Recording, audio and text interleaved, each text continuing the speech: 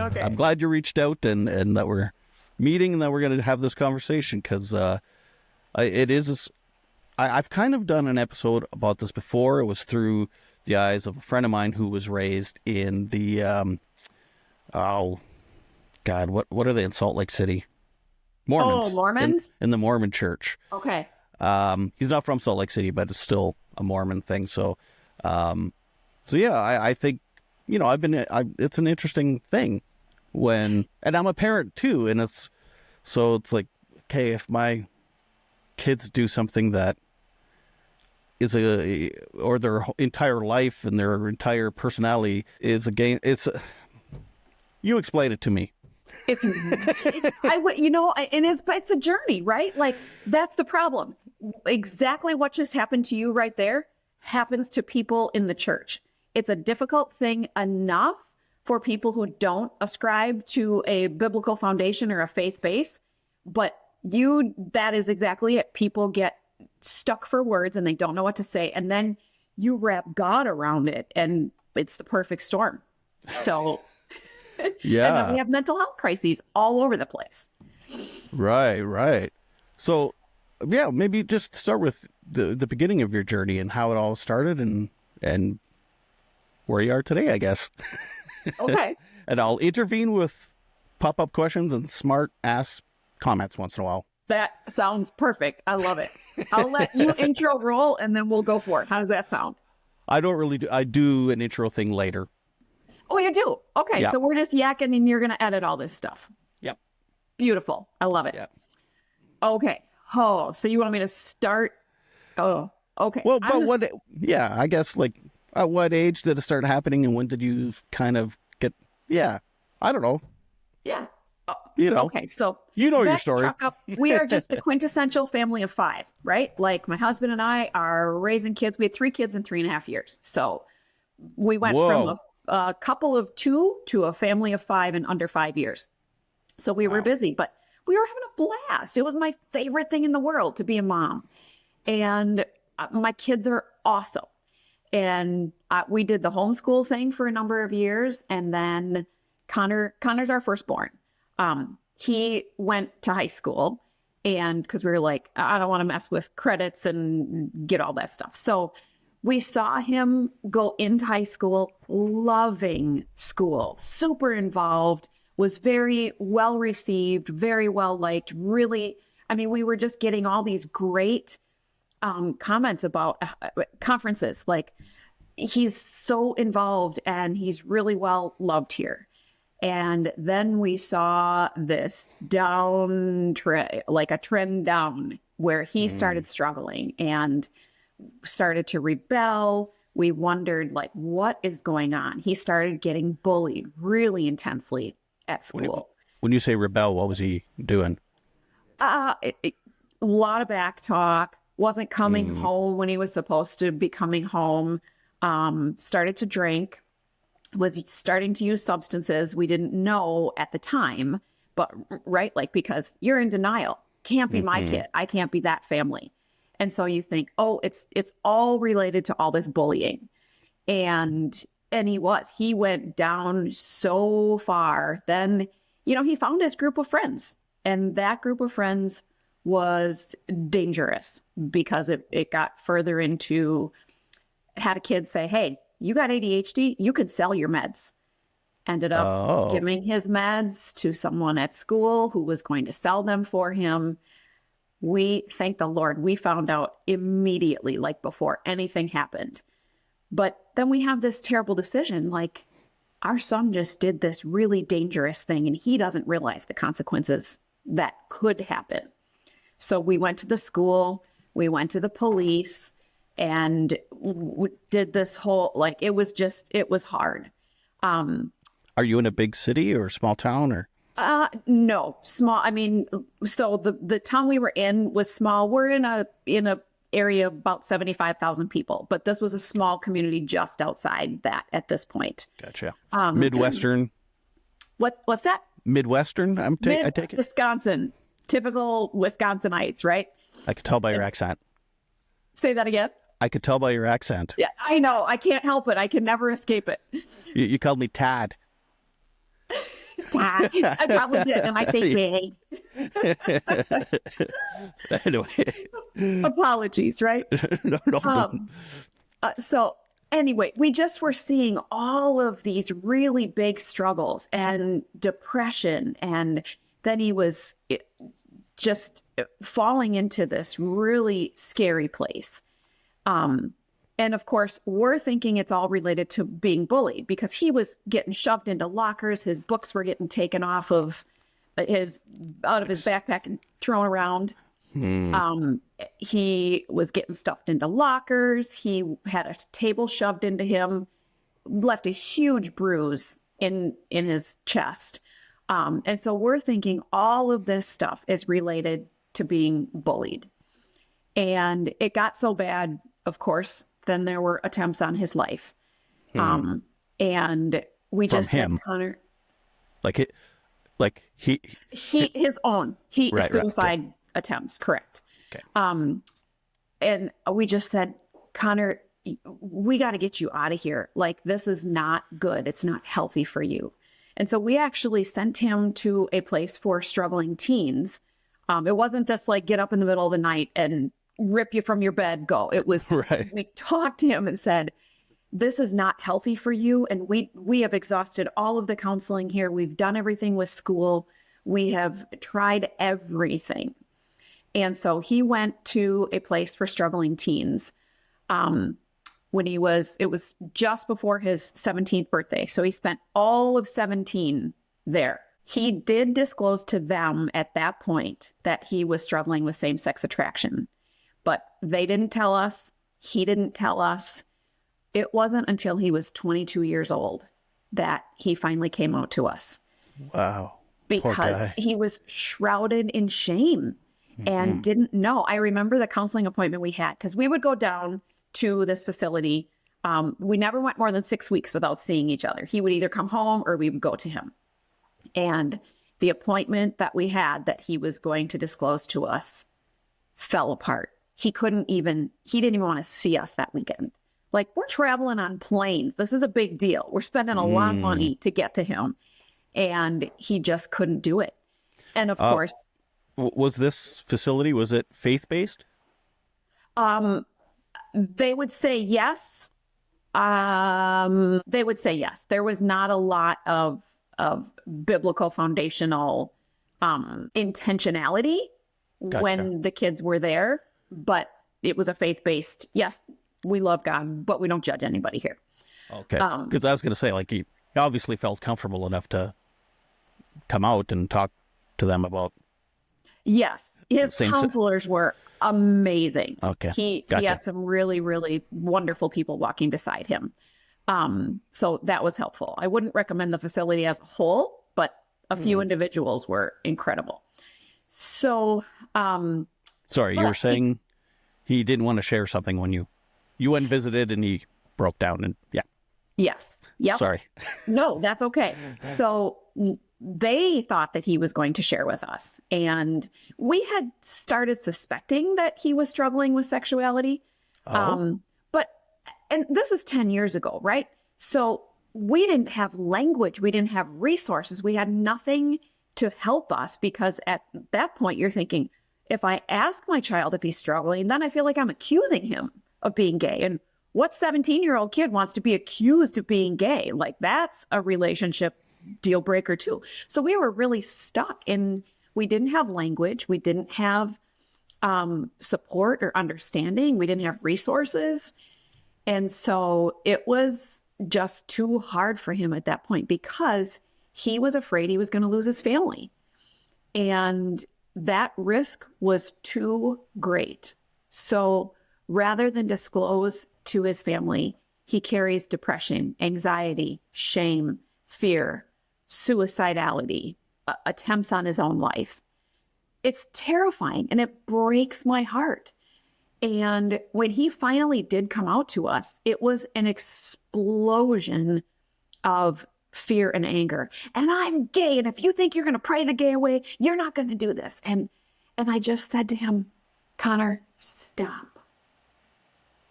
You're telling me that you're gay? Yes. And I said, okay, I love you period. That's all I need you to know.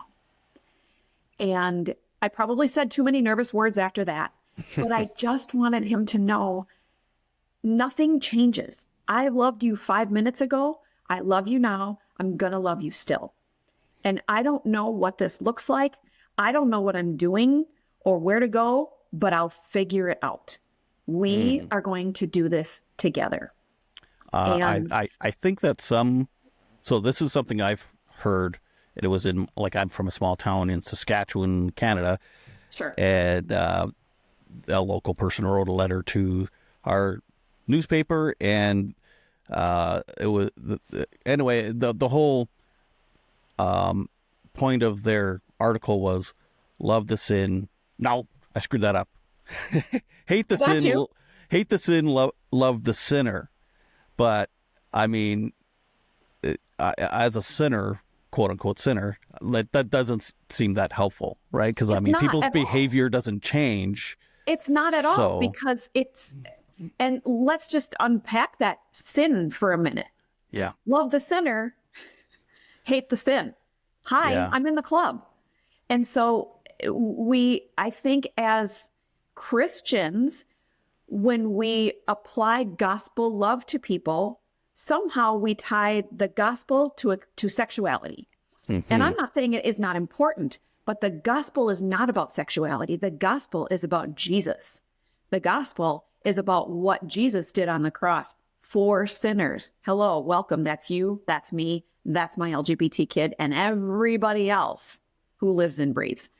And so that is where faith and gospel and LGBT, and that gets to be a giant storm for a lot of people. And love the sin, hate the sinner says, I love you, but. And we need to say, I love you, period. That's where we start. And let's unpack this. Let's figure out how you got here. Help me. If we don't understand one another, and if we don't start asking questions rather than just saying, this is what the Bible says, and this is what you need to fall in line to, and this is how we're going to cure it, that isn't helpful. That creates more relational damage. And then we get into this chronic relational storm that never really helps anybody. And a lot of times when kids in Christian homes come out, guess what happens? Parents go into the closet. And now the parents are carrying shame. And we have to say, I'm not ashamed of you. I'm not ashamed of our story. I'm not ashamed of wherever this leads. And if we navigate and land in different places on how we draw conclusions about what the Bible says, that doesn't change the value of a human being. And we have to get back to understanding the value of a human being. There is tension between grace and truth, but love has no boundaries. And we have to go there, because there are some people, there's biblical sexuality. People ascribe to one man, one woman within marriage. That's where sex exists. There are other people who have done legitimate research, have read scriptures, have unpacked things, have gone to historical, people go to the Greek and Aramaic and all the languages of history. And they say, well, that's what this really meant. This is how I understand it. Okay. Right. This thing was translated 2,000 years ago. Right. So if that's where you are, if that's what you believe, and you say, I have a relationship with the Lord, I know Jesus loves me, I know who am I to say what your relationship with the Lord looks like? That's between you and him. Let's agree on the things we can agree on, and let's differ on the things we differ on without ruining relationship, and then navigate that together, because influence lies within relationship, doesn't it? If we don't, if we stand on two sides of the street and we scream at each other, I'm right and you're wrong, regardless of who's saying what words, if I'm on the left and you're on the right, or vice versa, different sides of the street, we are never going to come to understand one another. And then we just spew more hate, and we cast more shame, and we have these mental health crises where kids believe I'm wrong, my parents are right, and they're going to judge me forever. And my brain and my heart can't handle that. Or I'm right, my parents are wrong, and now I'm full of resentment and shame that I hate my parents or whatever. Right. Yeah. It's not good, whatever it is. No, and I don't know about you, but I have never met any person who does not want to be validated and loved and received by their parents. I don't care if you're adopted and you have had the best two parents, one parent, whatever, in your world that you possibly could have had. There's a longing to, why did you reject me? I want you to love me. I have friends who have adopted children out of horrific situations, terrible abuse, where the children needed rescue. Those kids still want to be loved by their birth biological parents. So there is this need for children to be loved. And, you know, you can look at the statistics of kids who struggle with mental health issues in LGBT worlds, add a dose of faith to it, and we jump exponentially in those crises. And so we have to look at that and say, how is this helping or hurting my child? And am I going to give my child space to ask hard questions? You know, I've talked with Connor and said, this is how I read the text. I can't find it. That doesn't mean I like it. That doesn't mean it's easy. We have to go as Christians to say, the Bible doesn't say all these things that I love. Like, I'm choosing obedience based on relationship. But if you're not choosing that level of obedience, I'm not a better sinner. I'm not a better human being. I'm not. And if we stand here and we continue to cast shame on people that we think differently from, pretty soon we're going to be on an island all by ourselves. Mm-hmm. Right? Yeah. Do you think a lot of people that are have strong faith, whatever it is, it's like black and white. There's absolutely no gray. There's no middle. It's like wrong or right. And if you are gay, or if you do this, or if you do that, doesn't matter what the intentions are, circumstances are, you're wrong. I think there are a lot of people who think that and are unwilling to have conversations. Just post something on Facebook once. No. One time, you will find the vitriol, and you will find, but and that's the people I'm talking about on both sides. I'm not I will not align with the 10% on either side of the argument. I'm not interested in talking to either of you because you're unwilling to say, hey, how'd you get there? And if we can't ask that question, if we cannot empathize with people that we differ from, or that we believe something different, you know, our basis of belief system is different, nothing changes. And so I'm not interested in that. And I will say there are wonderful people in faith communities who will come alongside people and they will say, I love you right here where you are. And I'm not here to change you. I am here to do life on life with you. And based on that relationship, we become curious about each other. Like, I've asked questions of people I never would have had I not been given the invitation to be involved in their life. And I wouldn't understand. And if I want you to listen to me, I've got to be willing to listen to you. Because relationships aren't, one-way relationships are not fun. We check out of them, right? Like, when we're little, we have little children, yes, we're the authorities and the authoritarians and we call the shots.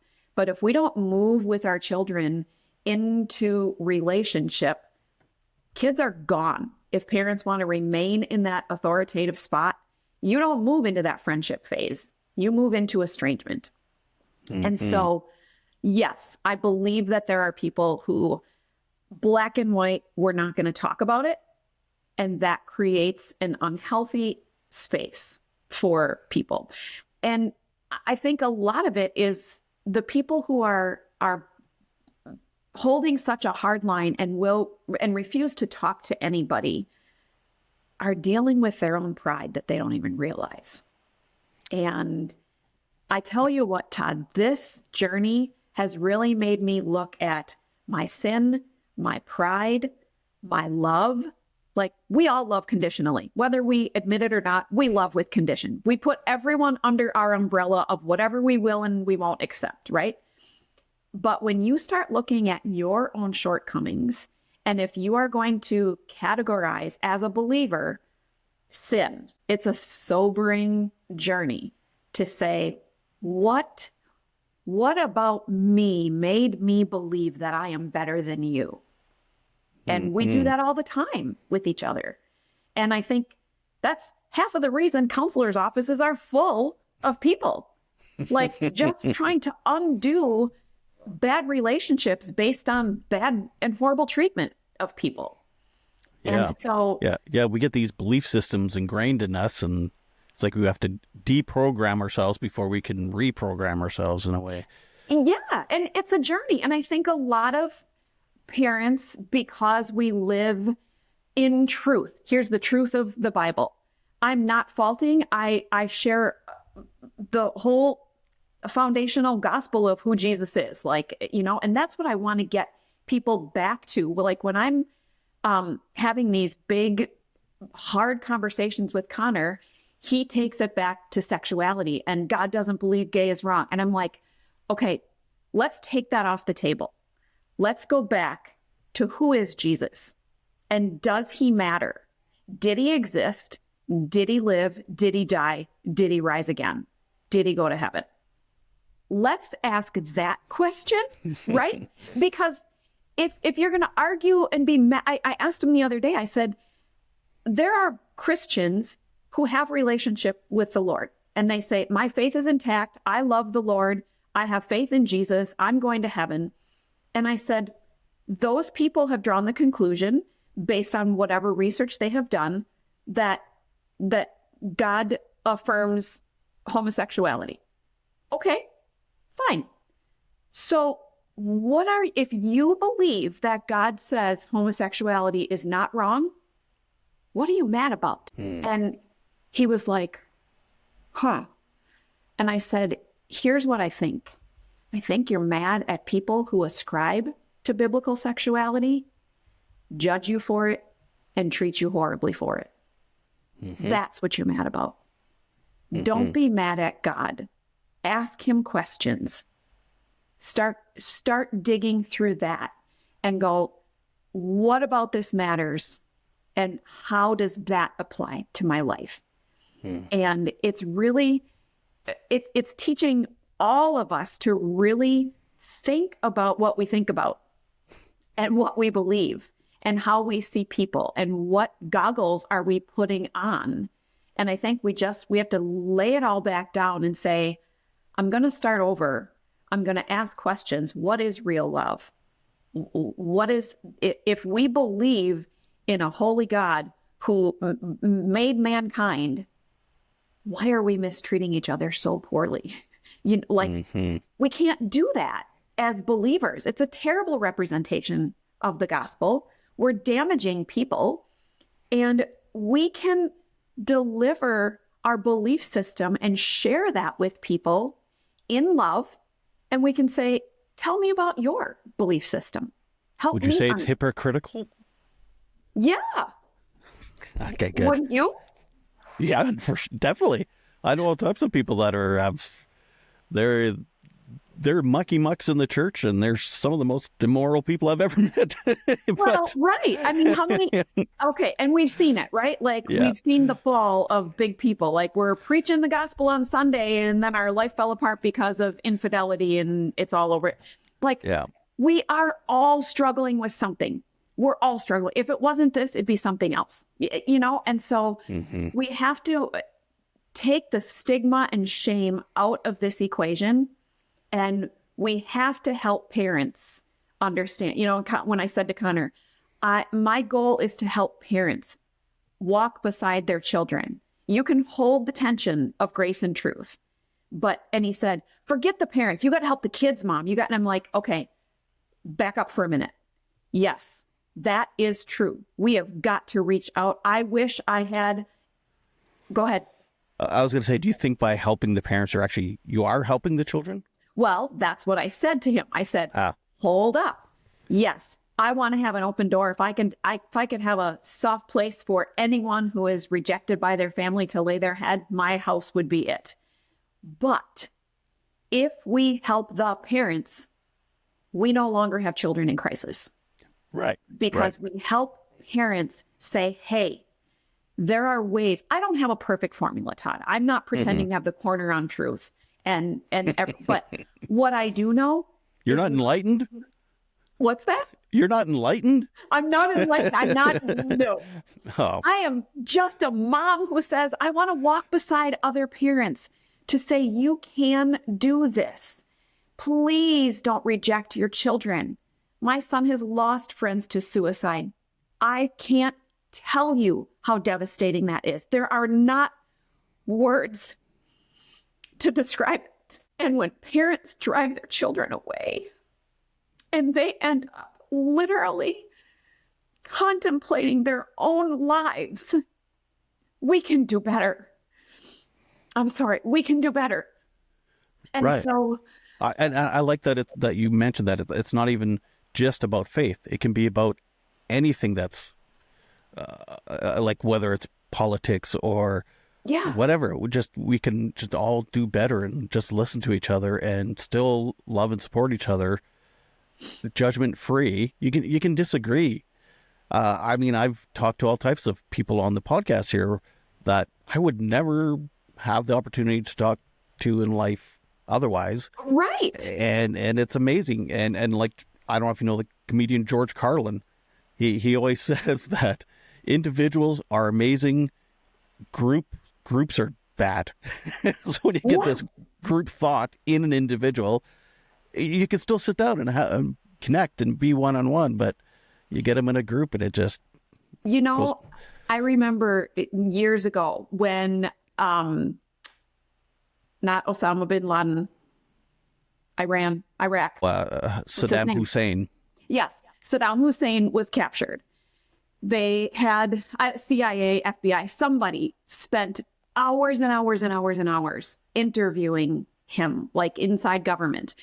And he said he was belligerent and hate-filled and screamed at me and shut down. He would not talk to me. And he said, after I just kept going in and talking and breaking down walls and barriers. And he said, at the end of all of that, yes, we had a leader who was terrible and destructive, and right? I mean, I'm not just, but he said, underneath all of that, there was a human being. And only I got to see that because the world knows the leader of terror.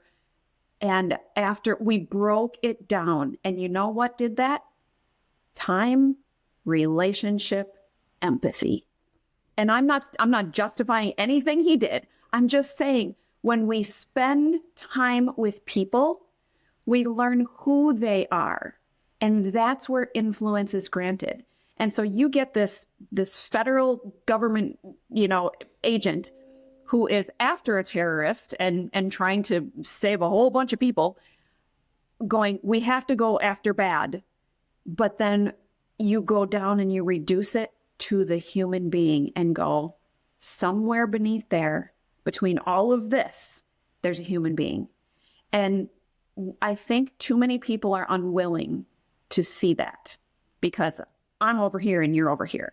Mm-hmm. And we have got to teach parents how to communicate with their children, how to see their children. And like, kids are so much more than a sexual identity. Every human being is, right? Like, and I'm sorry, but if I stand before God today, I don't think the first question he asks me is, who did you have sex with while you were on earth? It's just not. Oh, thank God. and right? I mean, like, my wife would be screwed. Is that number 125 on the list? I don't know. Or is it 3? It's not 1. Number 1 is, how did you perceive and receive my son? Do you understand that I loved you? Do you understand that I'm holy and just? Like, there's a whole lot of things that are not going to focus on that one element.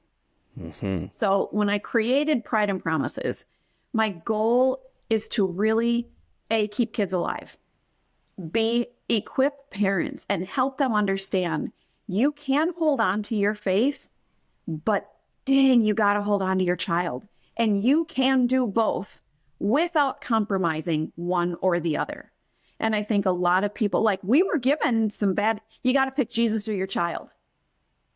Excuse me, what? That does not feel like the God of the Bible that I have read about and that I have been following, or advice. Like, God gave me this child and now I'm going to turn my... No, that's terrible advice. I'm trying to think of Jesus doing that to someone. If Jesus knocked on my front door and my son was in my house, he wouldn't say, you leave, I'm having dinner with her. He'd probably look at me and say, Connor and I are going to have dinner together. Go take a walk. Like, you know what I mean? But Jesus dined with the people that the Pharisees and society rejected. He went after those people. You know, the parable of the lost sheep is not lost on me. Sometimes I'm the lost sheep. We want to point fingers like, yeah, go get that. But he leaves 99 people who think, feel, love like he does and says, that one, I want to talk to that one. And so if Jesus is going to go talk to that one, then I'm going to go talk to that one too. And I'm going to help parents say, you can do this. And sometimes literally it's one conversation at a time. Right. Whether I will give credit to some families. Some parents handle this beautifully and kids have the security of their homes. But I thought that Pete and I created that for Connor. And he was terrified. He spent every single one of his teenage years in the closet without us knowing. And that is what made me sad, honestly. It wasn't the fact that my son said to me, I'm gay. It made me sad to go, am I that kind of believer? Am I that kind? You're in my club if you behave this way, and you're out of my club if you behave that way? Well, apparently it wasn't all you either. I mean, that was in his head from going to church all the time too, and it was for sure. Yeah. It wasn't just you guys, but for sure. But home is where you're supposed to have all the security, regardless of what is happening around the world. But yes, you're right. The messages, even from school, from society, from church, from everywhere. And so my heart is really to help families not undo their faith. That is not my goal. Like, I still have Christian faith, but I think a lot of times Christians are also afraid to ask hard questions. This is the lane, stay in the lane. And I'm a rule follower, a peacemaker, a peacekeeper. So for me to I don't want to step up. I don't want to disappoint the Lord. I don't want to misrepresent scripture. That is my heart for sure.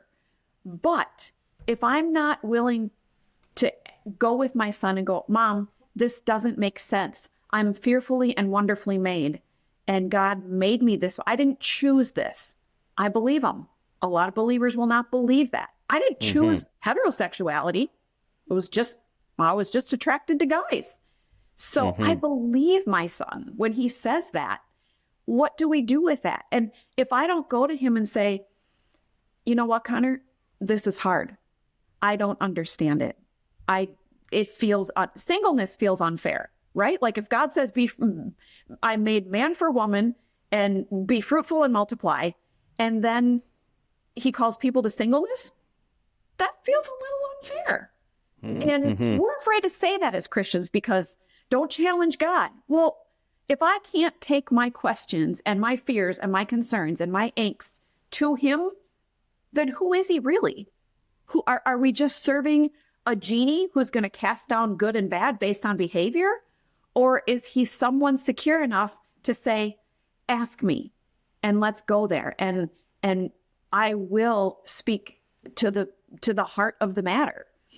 And I think some Christians are just afraid to go there because it doesn't look like it's in its pretty Christian box. Right.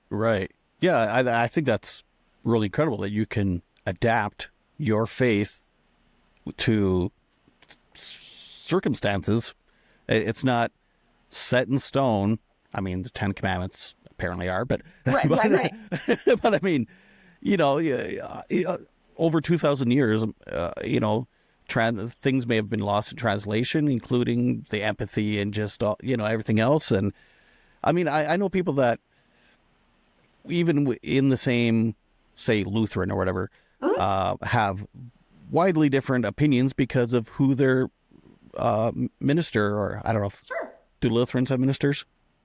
Pastors, ministers, reverends, whatever you want to call them. Yeah, because they grew up with different leaders. So, I mean, things can get so muddled up. There's so much nuance, and it's just, I can see why Connor would have some anger issues, perhaps, or some resentment, maybe not towards God, but towards religion, because it's not consistent. And it's not, it's a lot of nuance and a lot of things like intentions and all these things. So, I don't know where I was going with that. I sometimes start something. I think people are inconsistent, right? I mean, look at, this is why we have so many denominations and every single one of them believes that they're right. And some of them are like, I'm right and you're wrong. Now, some churches obviously establish their bylaws and their belief systems based on how they interpret scripture. Right. And I don't care if you baptize a baby or an adult. I don't care if you sprinkle water or you immerse someone. That is not heaven and hell to me. I don't care if you wear dresses and makeup or not, or braid your hair or grow it. I don't care. I don't care if you pierce everything, you tattoo everything. We get all of these things off of the gospel. Like, if you are in a Christian Bible, whether you are a Lutheran, a Catholic, a Protestant, Episcopalian, Jesus is the same. Jesus and history, not just the Bible, lots of history books validate the existence of Christ. So let's go there. Let's have that conversation and not forget. I don't want to throw everything it's important. My faith is important to me. Understanding what God wants of me for my personal life is important to me. How I live that out. I mean, spank your kids. Don't spank your kids. People use the Bible for, no, love gently. No, spoil the rod, spare the child. So we get to fighting each other, which is probably really what the devil wants. If you believe in heaven and hell and good and evil, that's the stuff of the devil trying to mess with all of us, going, yeah, just take any focus off of who the Lord is, and then I got you. I don't need to worry about anything else. And so, it gets, you can take a lot of prophecies, a lot of Bible, a lot of truth, and say, this connects to that, and this connects to that, and this has come to pass. And yes, do I believe a lot? Yes. Do I know when Jesus is coming back? No. Is pre-millennial, mid-trib, post-trib? I mean, there's all kinds of things we can fight about. And people lump sexuality and all that. I'm right about this and you're wrong about this. And then we just stop having conversation, and our kids are falling through the cracks, and kids are leaving faith in droves because people aren't willing to say, let's talk, instead of, I'm right, you're wrong. Come to me when you get it all figured out, and then there's a place for you. The church is for the broken, and I'm broken. Right. Yeah. These are all great points. I think back to when I was going to AA meetings. I'm in recovery about 8 years. Congratulations, by the way. Oh, thank you. And in AA and even in treatment, it's a spiritual program, not a religious program. So they really, encourage you to find some kind of spirituality. And the people that had the hardest time finding spirituality were people that were raised in a religion, in church of some type. Why do you think that is? Because they had so much resentment towards the church. Imagine, so it'd be like if Connor found alcohol. I don't know, maybe did Connor struggle with substance? We thought he was going to drink himself to death the year before he came out. So imagine him in AA, and they're saying, hey, you got to find, because they do use the word God sometimes in AA. I think Connor would probably have a really hard time with the word God and all that, because part of why he's drinking and why he's in this situation is because of the church. So then people dug their heels in, and the people that had an easier time, like myself, I've never was raised any kind of faith or anything, and was spirituality to me is not religion, not rules, and all these things. So, it's I don't know what my point was. Well, but then you know what I'm saying. Are there people? I'm going to say like me, right? Okay. If I'm in your AA meeting, are you feeling like I'm there shaming you, like I'm a better alcoholic because I have God, or no. Do you think people? No, it was no problem for me. It was the people that were raised in church that really dug their heels and did not want to find that. They hated the whole God part of AA and the 12 steps and interesting. Yeah, and That's very curious. No, I never felt judged ever in an AA meeting. And some people eventually came around, but a lot of people that I was in AA with were in early recovery. So a lot of people in early recovery have struggled with all types of stuff. So, but I found that the spirituality thing was probably the biggest hurdle for a lot of people, especially those that were raised religious. Do you know why I think that could be? Why? Shame. Exactly. Yeah. Right. So much shame. And really, if you peel back the layers of shame, it's pride. We're too proud to admit that. And especially Christians shouldn't struggle with substance abuse. Why would you why not? Why not? We're all human beings. And so I believe you. I bet you there is a bigger hurdle to overcome, because you walk in there and you say, I struggle with alcohol and I want to overcome this and I can dig deep, versus someone coming with a faith who carries shame on their back. You got to get through a whole lot of that before you can even start to do the real work. And right. I think that's the same with LGBTQ, right? We have got to shed the shame and peel that off our backs, because the more you carry that, the heavier it becomes and the harder it becomes to overcome. So I guess now that you're saying that doesn't surprise me that much, because shame is a beast. Well, I mean, these people weren't practicing either. It was they were raised in the church because they were by force by their parents or whatever. It's not like they had a strong, healthy, view of more faith. Anger than shame?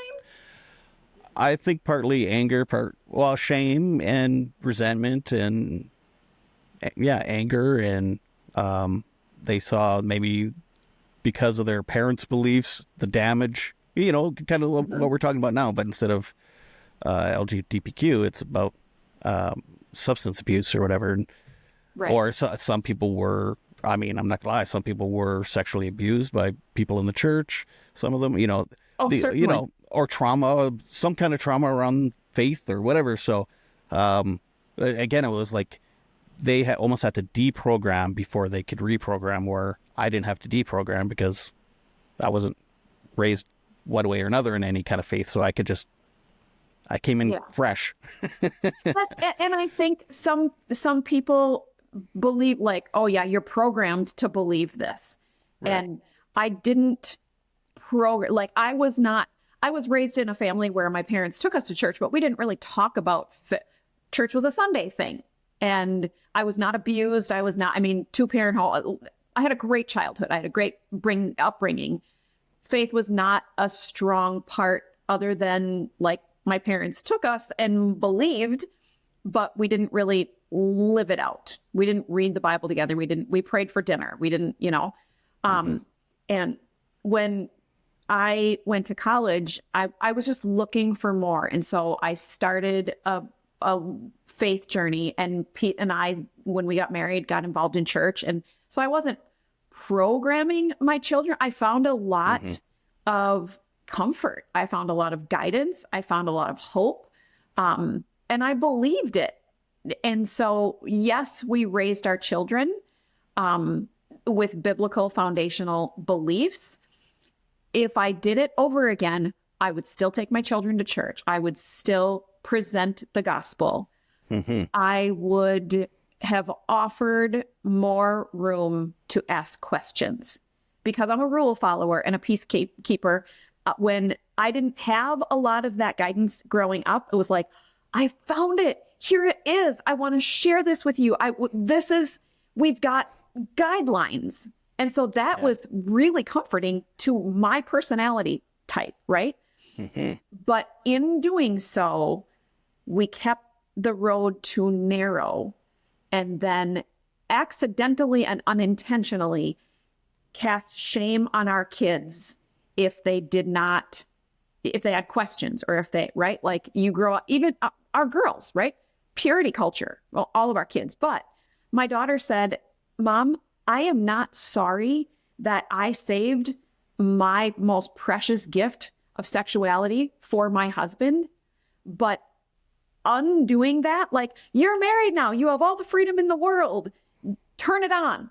She's like, undoing the shame based on sexuality and modesty and my responsibility not to make men fall, like all the, like we said those things, right? Like not too low a shirt, not too short a skirt, because don't tempt people and cause men to fail. That's a lot of pressure. So would I still raise my children in the church? Do I still ascribe to biblical sexuality? Jesus is Lord. Yes, I ascribe to all those things. But you know what I'm doing a whole lot differently is saying, you don't believe this? Tell me about it. Help me understand. And when I become curious about someone else, they become curious about me. And maybe we don't ever see eye to eye. But if we were here and now we're here, now at least I can say, hey, this is an awesome person. And someone else can say, she's not so bad either. Like, don't judge her for who she is. Get to know her. And that narrowness is now slightly wider. Well, what do you mean? Well, you said when you were raising the kids, it seemed like unintentionally it was a narrow kind of view. Yeah. And it's not compromising the word. I am not trying to malign my belief system or the word of God. That is not my intent at all. But I thought Jesus lived here, and I'm going, you know what? Jesus lives here. Arms wide open, nails in both hands. That's how wide the road is. And I need, if I'm going to ascribe to the Jesus of the Bible, I have to be like Jesus of the Bible and say, I love you. I care about you. You hate the sin, not the sinner. Yes, but don't use that language. And there's truth to that, right? But that means you're looking at me going, I love you, but. And instead of saying, we are all sinners. Okay, good. Established. I love you. And we are all sinners. Not, I love you, but it's kind of like, you know, I like your beard, Todd, but I wish it was shorter and there was no gray in it. And you walk away and you go, she doesn't like my beard. Do you know what I mean? The gray's not noticeable? Yes, I love the whole, it suits you perfectly. But do you know what I mean? Yes, it's kind of like saying, I'm sorry, but. Well, shut up then. I have a friend, he's gay, and his dad was a minister, and his dad took him to some counseling. It wasn't conversion therapy, but it was still, some kind of counseling that tried to, or no, I think I'm confusing two friends. Doesn't matter. Anyway, okay. I remember talking to him when my boys were young, and I said, I told my boys I love them no matter what. I let them know that, I have nothing wrong with gay people and stuff. And he said, that's not enough. He said, your language matters. To them, it's still narrow. You have to tell them, if you are gay, if you are trans, whatever, I love you. And I will always support you. Not that I love you no matter what, or that I support gay people. Because in their mind, those are still two different narrow things. You have to combine them together. And I know it's weird to go up to your 12-year-old boy and say, hey, if you're gay, I love you, no matter what. Because they're like, what the hell? Where'd that come from? Or whatever. Right. Right. So, yeah, you got to pick and choose the timing if the conversation seems to be flowing that way. But yeah, and I thought that was that's something I would never, ever would have thought about. I thought I was doing a good job.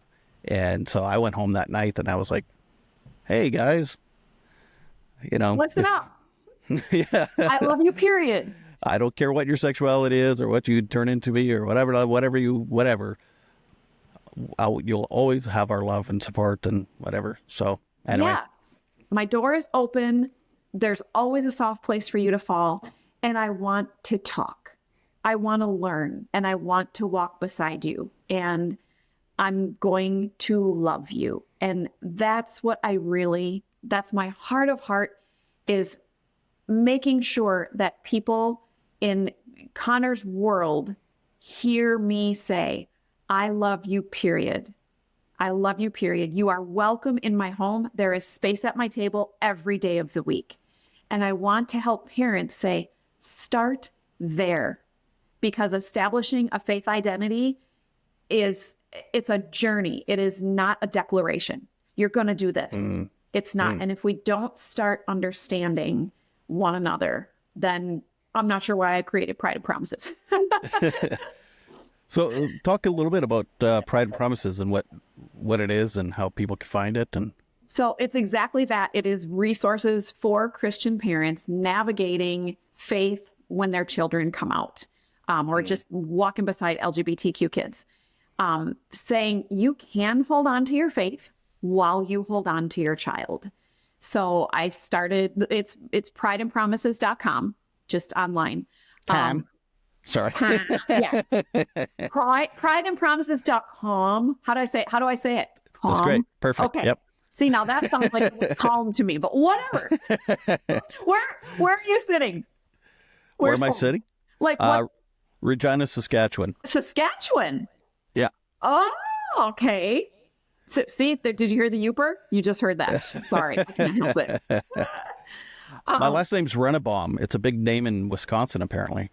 Rennebaum Drugs and the Rennebaum Library in Madison. Oh, okay, Madison. That's about an hour and a half, maybe, from me. I sit at the top of Lake Winnebago. There's a big lake in the middle of Wisconsin. I sit at 1 o'clock. There was a governor of Wisconsin in the 50s, I think, a Rennebaum, and he's I'm a direct descendant kind of thing of him. No kidding. Yeah. Well, see, so you're part Wisconsinite, so you can say .com.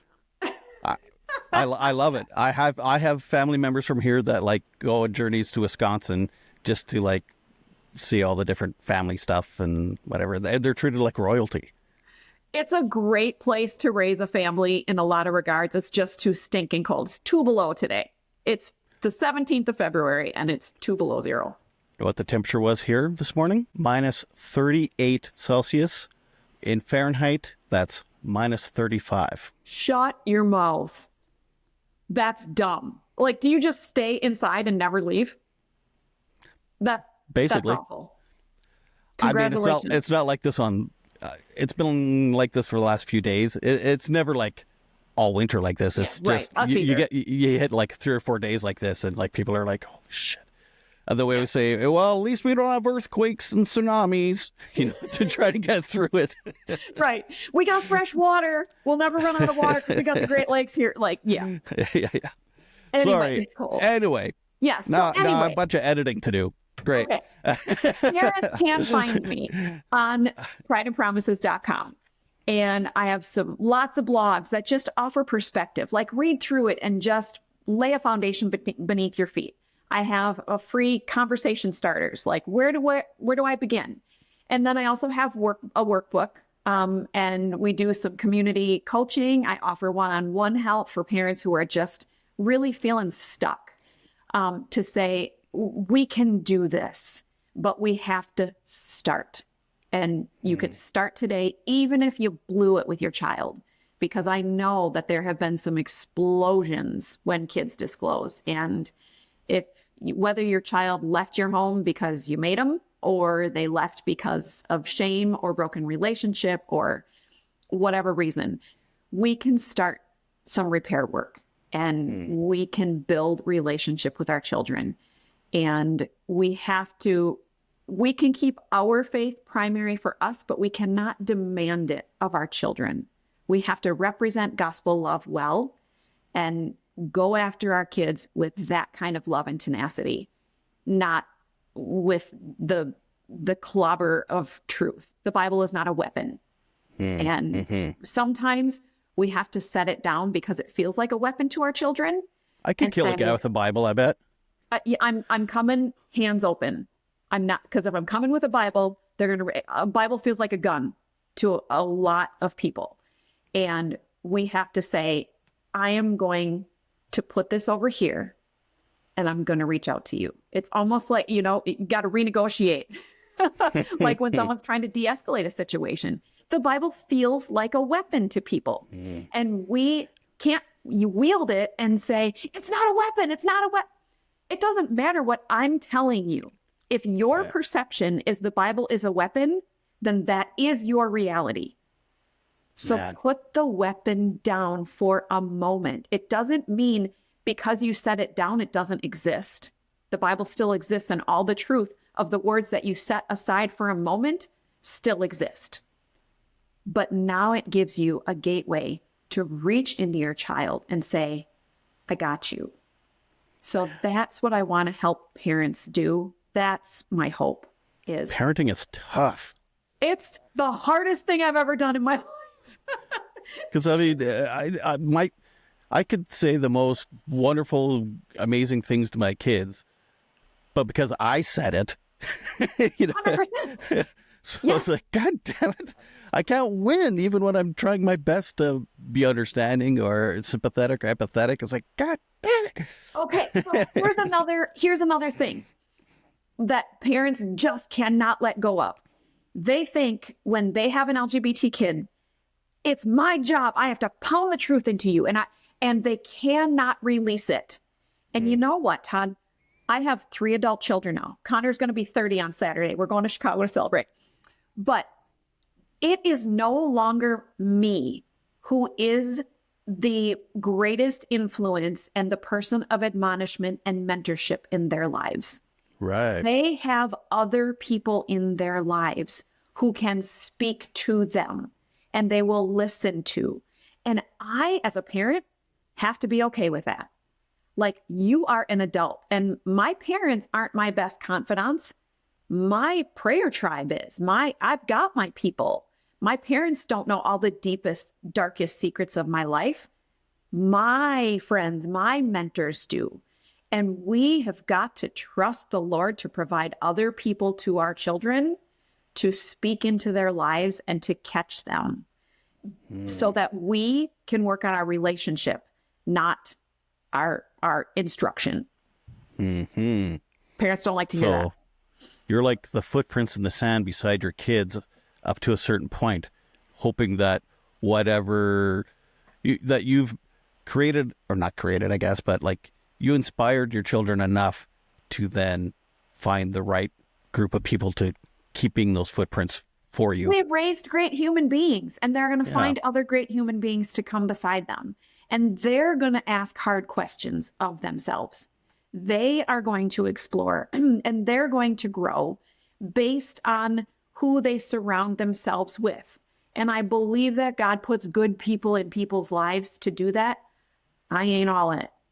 Like, I'm just not.